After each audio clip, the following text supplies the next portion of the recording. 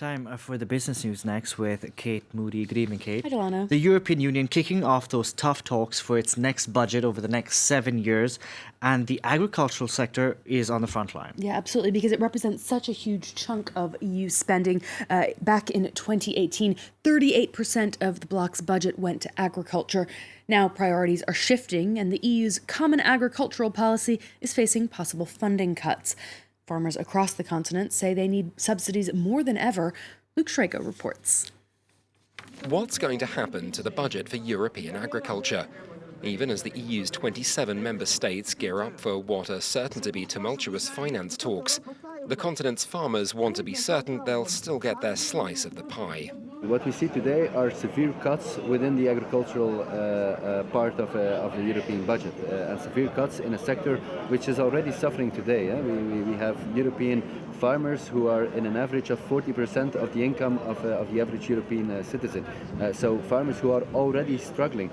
Stretching back nearly 60 years, Europe's common agricultural policy has seen often badly needed subsidies go to farmers across the bloc. However, funding set aside could now take a major cut of tens of billions of euros. The result not just of the €75 billion hole left by the United Kingdom's departure, but changing priorities within a Europe that's seeking to make up that shortfall. Combating the climate crisis, modernising the economy, border protection and common defence, all areas that have been pulled into the foreground in recent years, and the funding has to come from somewhere. It's left already fractious discussions looking downright sour and farmers fretting. It's fine to make agricultural policy greener, but there comes a time when in terms of farming efficiency you reach limits. Farming isn't necessarily environmentally friendly. Member states more reliant on agriculture, such as France, Spain and Poland, have already shown determination to preserve farming subsidies. Just how much support they'll get from other quarters, however, is far less certain. Google users in the UK will be part of American jurisdiction rather than European now that Brexit has become official.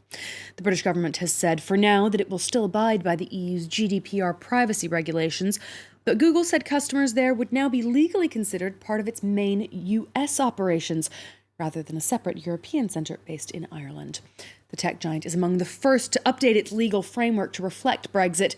It's also updating its overall terms of service for its global customer base, ostensibly to make the language easier to understand. Let's check in on the day's trading action now. Wall Street retreated sharply from Wednesday's record highs. The Dow Jones down about 128 points at the closing bell. Shares of Morgan Stanley tumbled 4.5% as it announced a $13 billion deal to buy the online platform E-Trade. We've seen an increase in safe haven investments this week, with gold prices hitting a 7-year high. The major European indices closed lower. The DAX down about 0.9%, the CAC 0.8%. The FTSE 100 fared better in London as retail sales in the UK picked up in January. More companies are warning investors of the impact of the coronavirus outbreak.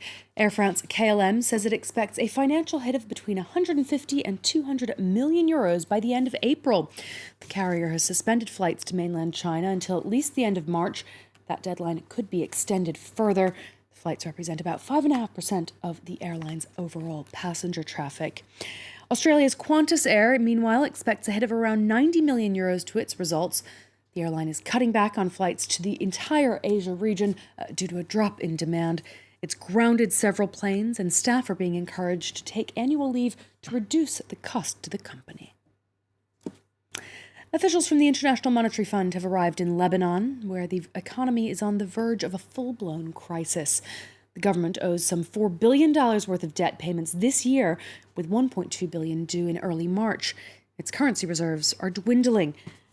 My colleague Lynn Rifai, meanwhile, has been speaking to the vice president of the World Bank in charge of the region. He says that urgent action is needed.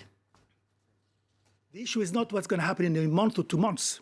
The issue is the longer-term solution, and try to see whether through decisions to be made in the coming days, the decision makers of Lebanon would actually have at heart looking at the big picture and looking down the road at finding a way out of this very, very difficult time that they're going through.